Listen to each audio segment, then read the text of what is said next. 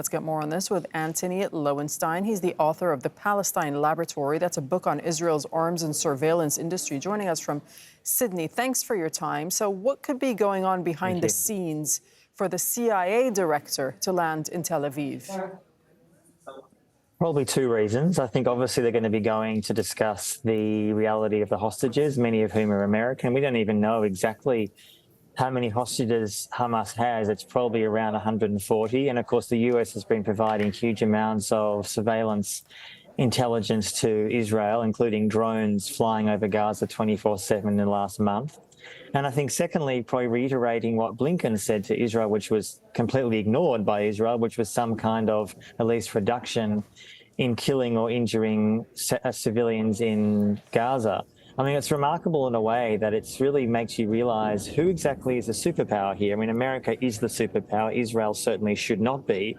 And yet it seems like the US is claiming that they have no real influence on what Israel is doing, which is absurd when you realize how much arms and money the US gives to Israel every single year. Which brings me to my next point. Okay, so it's not a secret that the US and Israel share a very strong bilateral intelligence sharing relationship. Just give us a sense of just how involved the US is in this war on Gaza from an intelligence point of view.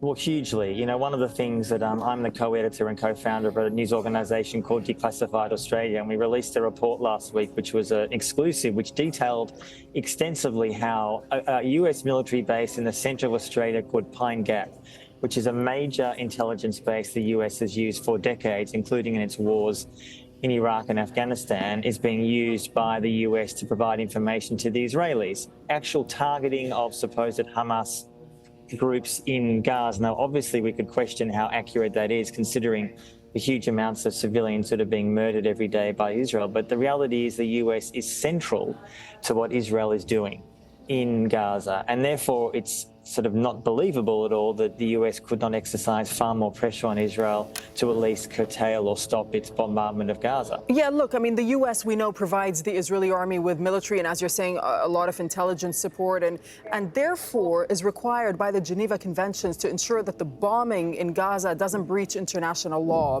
So seeing what's happening right now in the large amount of civilian casualties, do you think the window is closing on the US's capacity to be defending Israel's war crimes in Gaza? Well, considering the raising of public opinion across the world, including the US, where I note over the weekend there was the biggest public protest for Palestine in history. And in fact, a lot of people have said that the public protests globally are sort of similar to what you saw in 2003 around the Iraq war, just in February, March 2003. Look, the US, I think, is finding massive public pressure, but also let's forget, this is a domestic concern for Biden, that there's a US election in 1 year's time. Arab Americans particularly have been polled in the last month and are saying that their support for Biden has collapsed. And Biden politically is in a lot of trouble, that a lot of polls suggest Trump has a decent chance of winning next year. So yes, the US clearly could exercise massive amounts of pressure on Israel, but it's important to note that within the US Congress, you can count on two hands the number of politicians, Democrat or Republican, who are calling for a ceasefire. And it does not include, shamefully, people like Bernie Sanders, who you would have thought history would suggest would actually be that kind of moderating voice. But in fact, he's not. Yeah. So I think it's a reality the US is going to face huge amounts of pressure, but also finally within Israel itself. Growing protests against Netanyahu, and 80% of Israelis polled now say he should resign immediately. Now, he won't, but there's growing anger towards how Israel is. Let me just jump in there briefly, because we're running out of time. I do want to go back to the visit of Bill Burns. So his exact itinerary is unclear, but we do think that he is visiting Arab countries. We think Jordan, Qatar, the UAE. What do you think will happen there, and what will you be looking out for? Look, what's interesting is that it's sort of clear that many Arab states that have normalized relations with Israel or made deals with Israel in the last 20, 30, 40 years, Jordan, Egypt, UAE, Saudi potentially was about to in the coming 6, 12 months, it realized what a charade those deals were.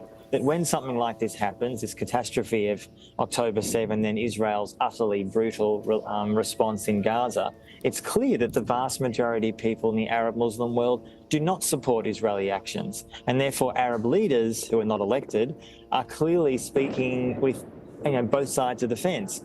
They're not giving Israel the support that Israel would have hoped, or the US. So they're playing almost a double game. And I think it's clear that many Arab leaders will have to think very clearly moving forward whether they want to make more deals with Israel, which was always, as my book has shown, arms deals. Arab nations have wanted surveillance equipment from Israel to repress their own people. And now I think I'm going to be seeing in the coming weeks and months a real re-examination of that kind of relationship. Okay, we'll have to leave it there. We thank you for speaking to us. Thank you so much. Thank you. Thanks.